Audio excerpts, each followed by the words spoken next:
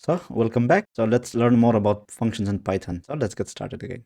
So far we have learned how to define a function, how to call a function. So now let's learn about argument in a function. So what's argument? So let's learn about argument. So an argument is a value that is accepted by a function. So let me comment all this code and let's write another code. So let's define a function that will add two numbers. You can say def add numbers, and let's have this first, and also let's say here do something, and again let's just simply copy paste this. Okay, and let's say we'll have here num1 num2. So if you see the function, so we defined a function called add numbers. So we have here and we have here also. So earlier we have learned without an argument. So we said in order to define a function, we should have the def keyword, we should have this name, the name of the function, and we should have this pair of parentheses followed by this colon, right?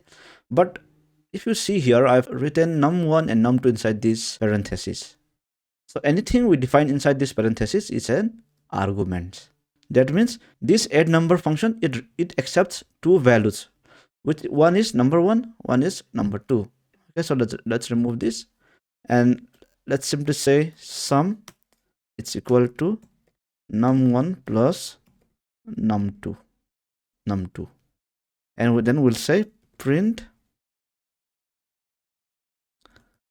sum is, should be print, we'll say sum is sum. So how can we call this function? We have defined a function, but we need to call it, right? So add numbers. Earlier when we had only this part, like we don't have num1 and num2 in the parentheses, we just say that we just call the function this like this, right? We just call a function like we pass nothing in this pair of this parentheses. But now since the function add number accept two arguments, two values, I need to pass two values here. So how can I pass that? Let's say I pass 19 and I pass 20. If you see carefully here, this 19, when I call this function add numbers, so I pass here 19 and I pass here 20, right? So we know that the add numbers accept two values, number 1 and number 2. So this 19 will go and sit in this variable number 1, and this like this 20 number, like number 20, will go and place in this num2. Let me confirm that. Let's say print, let's say num1 and let's say num2, and let's run this code. So you see, so to be precise, let me say by using this f string, we can say num1 equal to, we can say num1, and we can space like num2 is equal to num2. So if I run this code again, you can see num1 is 19, num2 is 20. So whatever I passed here, like I passed 19 here, it goes to num1. I passed 20 here, it goes to num2. So we can confirm this way. So let me uncomment, let me remove this, and let me uncomment this, and let me run this code. So you see now sum is 39. That means this is a function add number. What does it does? It just simply takes two numbers as an input, and then it add both of the numbers and print the result to the console, right?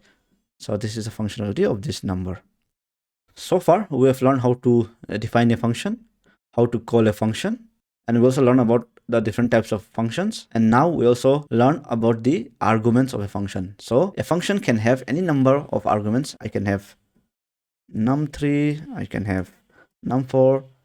A function can have no arguments or any number of arguments. So now I can pass 21, I can pass 22. Like we'll learn more about the arguments, like we have default arguments. A function also can return some values. So we'll learn more about them in the upcoming session. So see you there.